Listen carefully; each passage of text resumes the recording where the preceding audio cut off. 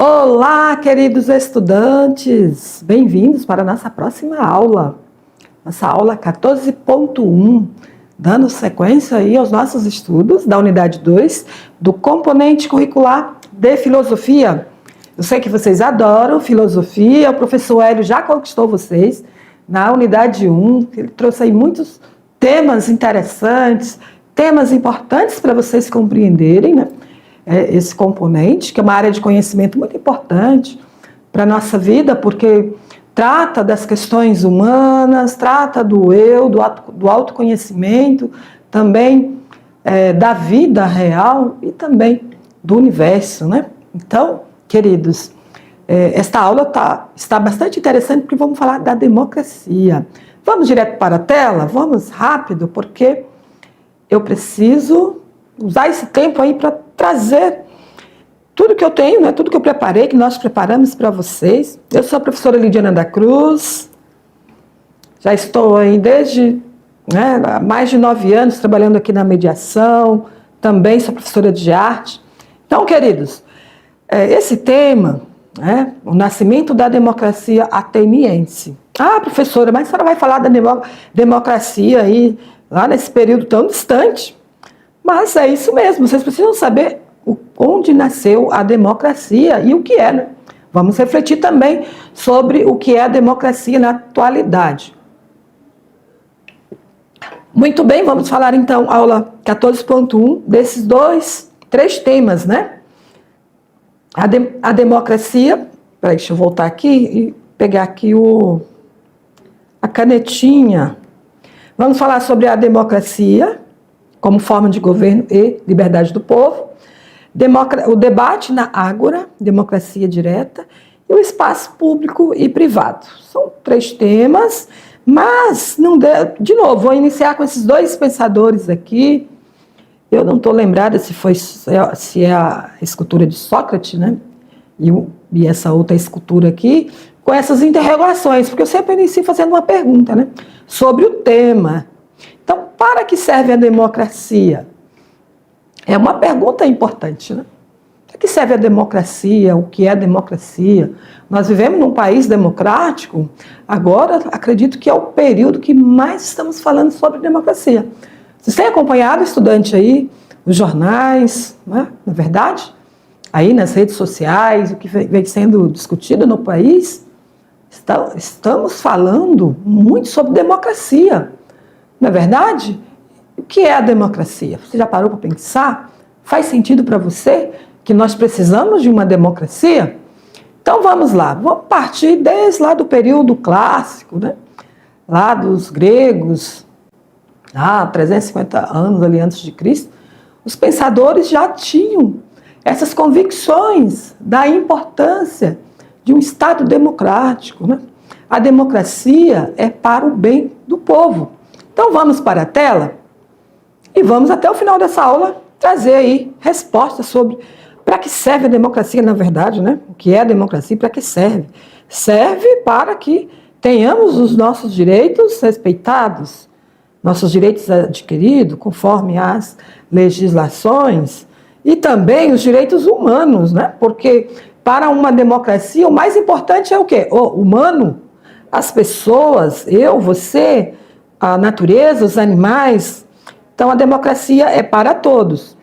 Então, o nascimento da democracia ateniense, lá, né, período grego, da filosofia grega, né, início ali. Então, essa palavra tem origem, então, e significado, né? Democracia tem origem grega, demos quer dizer povo e kratos quer dizer poder. Significa, então, estudante, governo do poder, ou o poder do povo. Então, democracia é nosso poder. Ah, mas a democracia não é só lá o governo que utiliza dele? É o governo que tem que ter democracia? Não. A democracia somos nós, é o governo do povo. Tipos de democracia, estudante? Tem a direta, né? A direta, onde o povo decide diretamente sobre as questões políticas, e a democracia representativa, onde o povo elege representantes para governar em seu nome. Olha aqui essa imagem, né? Ali Grécia Antiga, né? Pode ser até uma imagem atual, mas representando aí a Grécia. Então, uma cidade-estado, né? A polis, a cidade.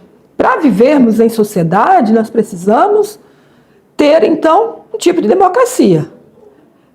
A nossa democracia, atualmente, ela é representativa. Como assim, professora? É representativa porque nós elegemos um representante para governar em nosso nome.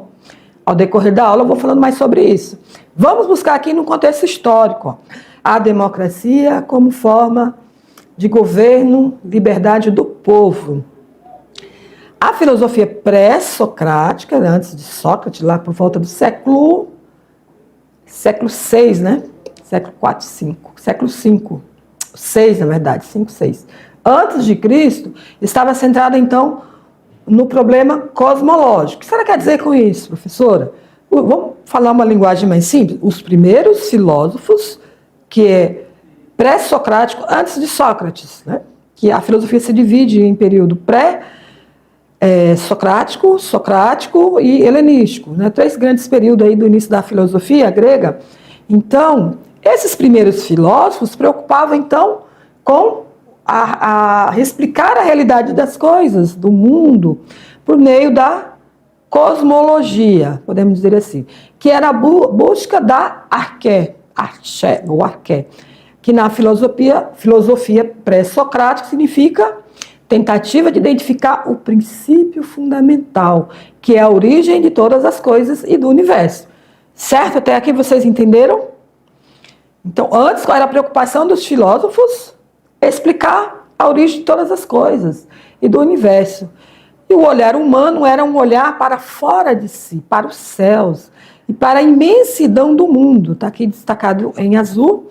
Era o período, então, da chamada filosofia naturalista. Queridos, olha aqui para mim. O que eu estou querendo dizer, né? Trazer nesse texto aí? Para explicar o início da democracia, precisamos ter essa visão de como era, né, como partiam, né, esses pensamentos, quem eram esses filósofos, né, o que eles queriam, né, com essas reflexões. Então, esse é um período bem do início da filosofia, do que a gente tem de registro. Pode ser que haviam outros, né, outras ideias, mas o que nós temos foi o que foi conservado, né? Chegou até a nossa sociedade atual essas informações que esses filósofos, eles estavam preocupados para explicar a origem do mundo, das coisas. Ainda não havia uma preocupação sobre a sociedade, o homem, né? Ou seja, questões humanas, e sim, questões naturalistas, certo? Voltando para a tela, eu vou trazer aqui para vocês, na sequência. Então, filosofia naturalista, preocupada com a natureza, a existência das coisas. No contexto histórico, durante o século V a.C., o problema antropológico vai tomando conta. Deixei bem em destaque aqui, ó, antropológico, que é um período que sobrepõe o quê? Ao cosmológico, certo? Então, a reflexão filosófica se desloca, então, das colônias gregas, da Ásia Menor ali para a Grécia continental, para Atenas, né, onde surgiu a democracia, que acaba de sair vitoriosa da guerra contra os persas, né? Isso aí é um contexto, um movimento histórico aí. Aí, antes da democracia, os atenienses tinham suas instituições políticas controladas pelos eupátridas. Por meio de um longo processo histórico, esses senhores eupátridas reconhecidos, né? Eles eram o quê? Eram as elites de Atenas, na Grécia Antiga. Uma aristocracia, tinham posses de terra, de escravos, né? De pessoas, ou seja, eram pessoas de boa linhagem, né? Então, essas pessoas, né, seguindo aqui, também passou por um período de crise, né? Essa aristocracia, né? Esses eupátridas, eles passaram também por uma crise, acompanhada pelo crescente poder do demos, que é o povo. Cresce, então, a excessiva quantidade, então, de estrangeiros, ampliação do comércio, a difusão das experiências dos viajantes. Cresce o quê? Conhecimento.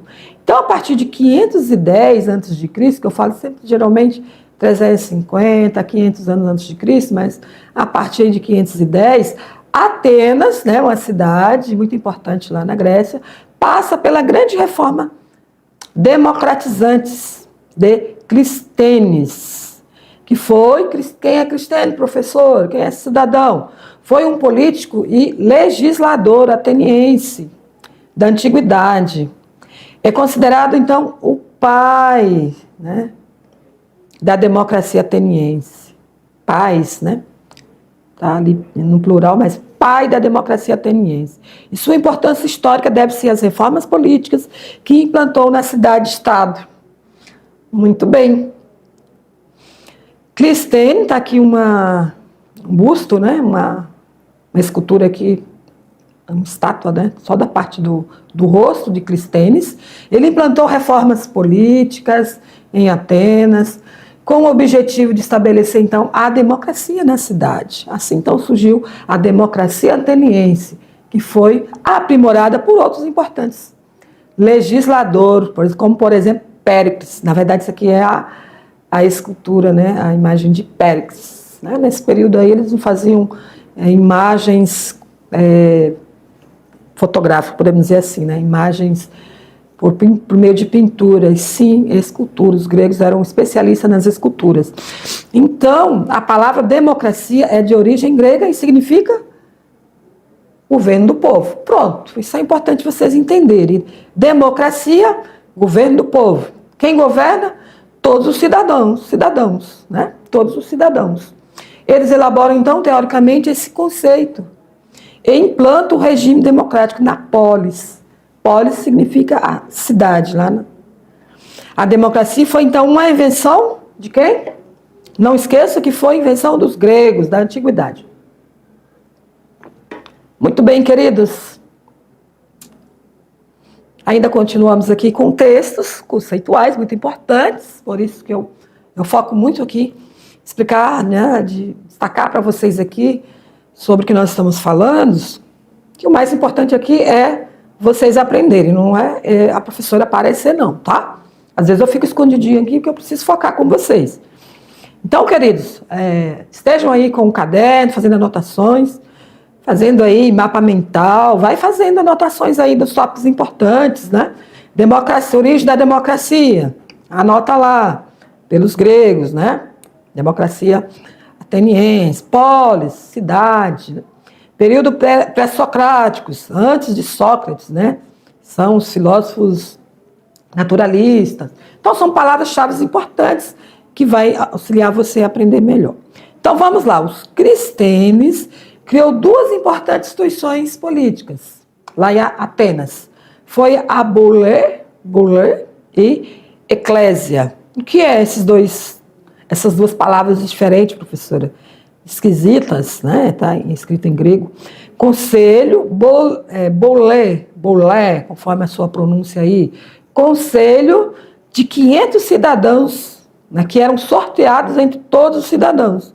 Então, organizava ali um grupo de conselheiros, né? Qualquer cidadão ateniense com mais de 30 anos podia ser escolhido. A função desse conselho era o quê? Desse Boulé. Era fiscalizar tanto os funcionários quanto as finanças das cidades. Olha que interessante, né? E Eclésia, Assembleia Geral. Esse outro termo aí é a Assembleia Geral, que esse grupo de conselheiros, né, a Boulé, precisa o quê? Se reunir para discutir as decisões. Então, era por meio da Assembleia Geral. De todos os cidadãos atenienses com mais de 18 anos podiam participar, onde eram escolhidos por votos os magistrados, e era discutido também as grandes questões que se referiam à cidade, principalmente a referente à paz e à guerra. Olha, temas importantes, né? Paz e guerra. Então, a eclesia, né? Eu podia ter perguntado o Hélio a pronúncia correta. A eclesia depende da forma que pronuncia com o acento, né? Era convocada periodicamente e seu poder era maior que o poder da Assembleia, dos conselheiros.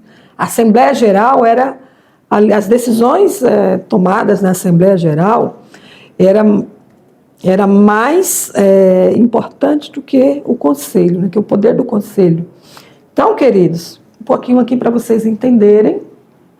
Ah, professora, mas eu preciso decorar tudo isso? Né, esses conceitos? Não, mas que vocês tenham noção sobre o que nós estamos falando. Né? Vocês sabem o que é conselheiro. O que é conselheiro? Aquelas pessoas que se reúnem para discutir sobre uma demanda. E aí, em Atenas, na Grécia, era um conselho muito grande, com muitas pessoas.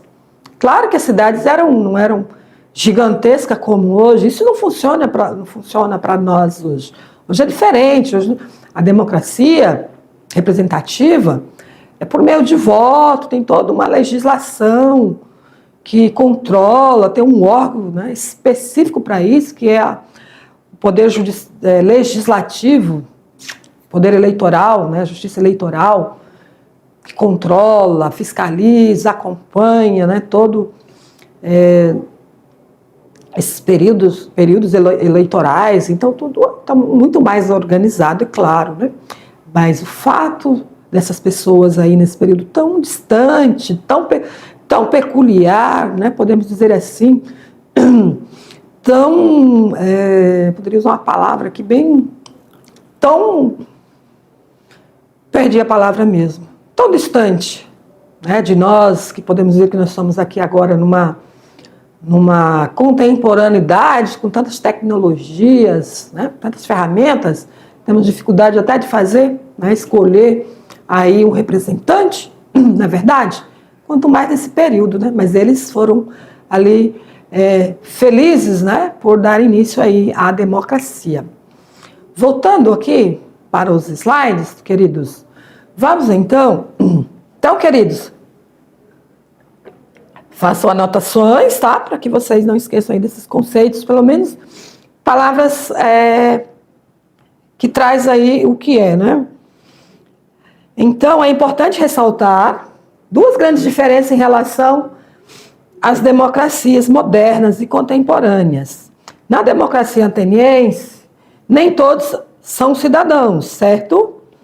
Por exemplo, cidadania existe apenas para homens adultos, naturais de Atenas. Quem eram excluídos dessa cidadania? Mulheres, crianças, estrangeiros e os escravos. Então, o que isso difere da democracia contemporânea? As mulheres têm o direito ao voto, os jovens, né, com mais de 16 anos têm direito aos votos, os idosos, independente de cor ou raça, todos têm direito ao voto, desde que tenha lá um título, né? Porém, para os jovens é facultativo, mas eu acredito que a maioria dos jovens brasileiros vão às urnas escolher ali o seu representante. A democracia ateniense não é representativa, não é escolhido uma pessoa, um político, um governo, um presidente, um deputado, como a nossa na atualidade, mas direta, participativa, na qual os cidadãos participam diretamente das discussões e das decisões pelo voto. Eu queria ter aqui mais tempo, estudante, para falar com vocês ou ter trazido alguma imagem. Deixa eu ver se eu trouxe. Não trouxe ainda. Então, queridos, para que vocês entendessem como que era aí esses conselhos, né, essas assembleias, era na praça, na Ágora. Eu vou falar sobre esse, não está aqui ainda, mas que esses momentos em que esses cidadãos discutiam sobre, né, as suas necessidades lá na cidade, na polis, né? Então, esses cidadãos eram pessoas, eram homens, né? Como vocês já viram ali, as mulheres não participavam, as mulheres nesse período, né, da sociedade, da cultura grega, elas eram responsáveis por cuidar dos filhos, da casa, dos escravos, né? Elas trabalhavam até mais que os maridos ficavam onde, professor? Os homens iam para as praças, isso mesmo. Hoje quem quer ir para a praça são os jovens, né? passear. Antigamente não, a praça era para discutir coisas sérias sobre paz, sobre guerra, sobre as decisões ali para a democracia ateniense, né, para o bem de todos. Enfim, então, era feito nesses espaços aí. E as mulheres não participavam. Na atualidade, as mulheres vão às urnas, as mulheres também são escolhidas como representantes, seja prefeita, deputada, vereadora. E é necessária ainda mais a participação da mulher, dos jovens, na verdade, para nos representar. Muito bem, deu para vocês entenderem até aqui, queridos? Nós estamos falando da democracia, partindo desde o contexto aí da democracia ateniense, né? Cidade Polis, né? A Polis, que é uma cidade muito importante da Grécia, e antes dos filósofos pré-socráticos, não havia preocupação sobre isso, né? Os filósofos, é claro que a sociedade era diferente, né? Eram sociedades mais rurais, né? Não havia expandido tanto as polis, né? Depois foi se desenvolvendo, havia também um período em que foi se organizando sociedades aristocráticas, né, que eram os ricos da época, podemos dizer assim, e essas pessoas foram vendo a necessidade de ter ali uma administração, né? Para administrar algo precisa o quê? De pessoas. E pessoas, um grupo de pessoas ali discutindo sobre os mesmos interesses, então surgiu aí a democracia, né? Essas assembleias que tomavam decisões. Tudo bem? Queridos, vamos para a tela para a gente continuar. Então, até aqui, tudo bem? Como era a democracia nesse período clássico. Então, vamos falar agora de dois princípios fundamentais que identificam cidadania na Grécia ateniense, como a isonomia e a isogoria. Isonomia, igualdade de todos os cidadãos perante a lei. Isonomia. E para mim é som de Z, gente. Isegoria, o direito que todos os cidadãos têm de expressar-se publicamente, manifestando seu parecer, o direito de ver sua opinião sendo discutida, então, presente nas decisões, né, que eles tomavam ali como cidadãos, participantes, então, deste conselho e essa grande assembleia, né, esse conselho que era até 500 pessoas participavam desse conselho, e depois os grupos, né, tinham também ali votação para quem iria participar dessa assembleia, então todos poderiam participar, era aberto, desde que estivesse dentro dos critérios, né? Desse consenso dos cidadãos, nasce então a lei, expressão livre e racional da vontade comum. Com a democracia, a função soberana não cabe a alguém ou a alguns, mas a lei, a expressão da vontade coletiva. Olha aí, explicações aí essencial para entender o que é democracia. Vontade coletiva, democracia, direito de todos, participação de todos, certo?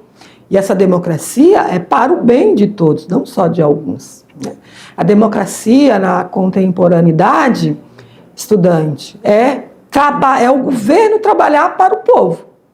Não é o governo trabalhar para o governo. Quando a gente muitas vezes pensa assim, a escola pública é do governo. Não, a escola pública é nossa, é minha, é sua. Hoje eu trabalho na escola pública, mas eu utilizei do serviço da escola pública e eu respeitava essa escola, porque ela era minha, eu sabia que era o dinheiro dos nossos pais, né? Ali os impostos da sociedade que estavam sendo aplicados naquela escola.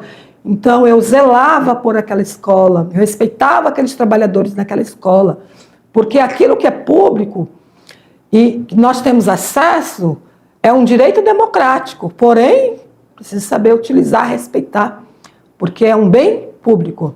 certo? Então, democracia é o governo que trabalha para o povo. Por quê? Porque ele é representativa. Aquele cidadão, podemos dizer assim, aquele político que foi eleito, ele está a serviço do povo, porque ele foi escolhido democraticamente, certo? Então, a importância de compreender o que é a democracia. Voltando para a tela, queridos, vamos aqui, que o tempo está seguindo, o debate da Ágora. Aqui que eu queria dizer para vocês entenderem como que era a democracia, professora, lá nessa cidade tão antiga, né? Como eu disse, era na praça, era nas praças públicas, que é a Ágora. Ou seja, o nascimento da polis, com o nascimento da polis, a cidade-estado grega, que se deu na passagem desses períodos aqui, ó, século 8 para o século 7 antes de Cristo, tá? Aí, até aí vem contando de trás para frente, viu, meninos e meninas? Então, foi um acontecimento decisivo, o fato de ter como centro a Ágora, espaço onde eram debatidos assuntos de interesse comum dos cidadãos atenienses, ou seja, favorecia o desenvolvimento e o discurso político. Essa era a democracia na Grécia Antiga. Elaboravam, então, o novo ideal de justiça pelo qual todo cidadão tinha direito ao poder. Então, era nesse espaço. Esse espaço aqui só tem uma imagem aqui de uma praça, meninos, para representar essa Ágora, tá? Então, é isso. O centro, a Ágora, era o centro onde havia, né, essas assembleias, essas discussões sobre, por exemplo, justiça, né? A noção de justiça assumia caráter político e não apenas normal. Não se referia apenas ao indivíduo e aos interesses da tradição familiar, mas a atuação na comunidade. Não é mais um momento de pensar só em mim, vamos supor, né? Ou em uma família, ou na aristocracia, ou no escravo, ou na mulher. É o momento de pensar de forma da comunidade, em geral, de uma forma mais geral, ou seja, a atuação na comunidade, né? A polis se constitui, então, a autonomia da palavra, não mais a palavra mágica, o mito, enunciado pelos deuses, né? Teve um período muito mitológico que o Hélio deve ter trabalhado com vocês na unidade 1, as explicações mitológicas, né, da existência das coisas, né? Os deuses, as pessoas compreendiam e tomavam decisões enunciadas pelos mitos, pelos deuses, mas a palavra humana agora tem conflito, tem voz, né, da discussão e da argumentação.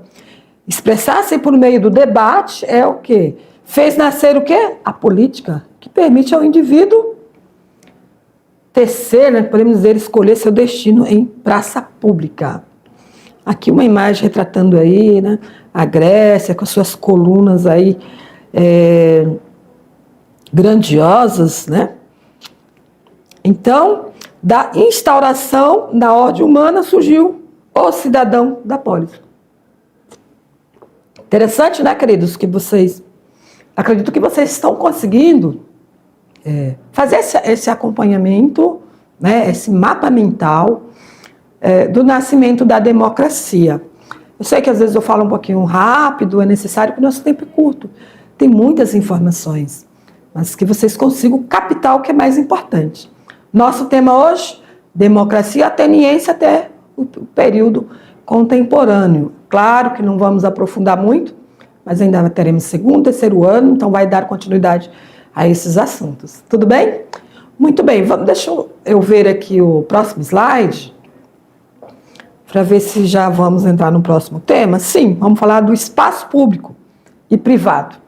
São conceitos, né, criados aí praticamente nesse período, estudante, porque que se estabeleceu, né, ou se estabelece até hoje. O conceito de democracia, o conceito de conselho, assembleia, tudo isso foi criado pelos gregos e nós utilizamos até hoje, né?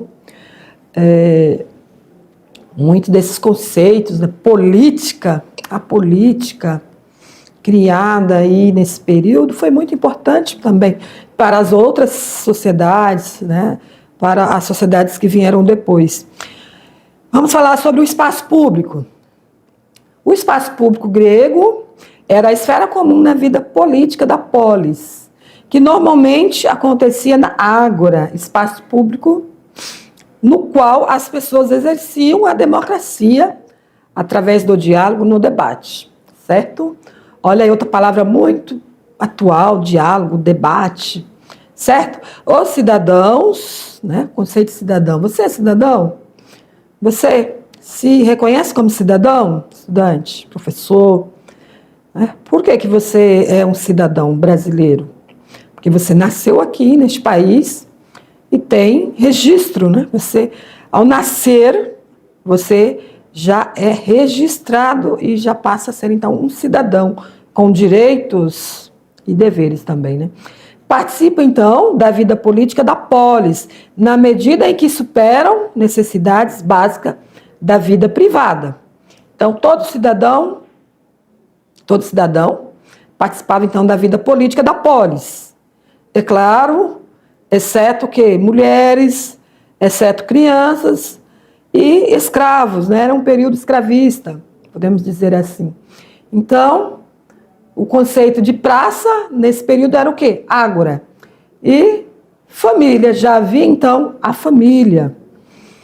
O espaço privado, professora, como que é identificado na Grécia? Na Grécia Antiga, privado era o quê? A esfera muito pequena em relação à esfera pública. A esfera pública, todos os cidadãos participavam.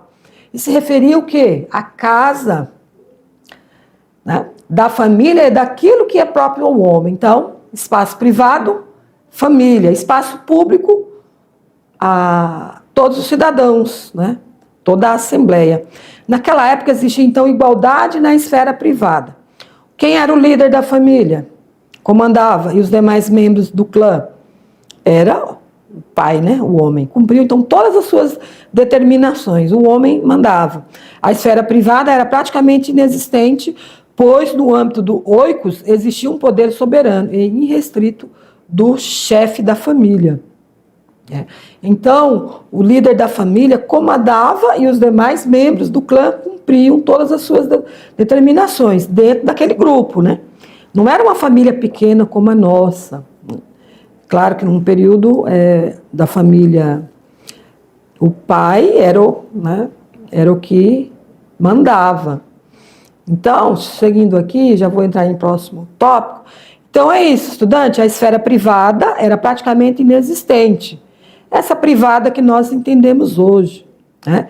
Então era o público, né? Aquele conjunto de pessoas ali que tomavam as decisões em assembleia, e o líder da família, né? Esse espaço privado, ou seja, esse grupo menor, mesmo o grupo menor ainda tinha um líder, o líder da família. A democracia, já quase finalizando, vamos falar da democracia ateniense. Ou a democracia, na atualidade, ela se manifesta em diferentes formas. Vamos aprender. Então, é um sistema político, democracia é o quê?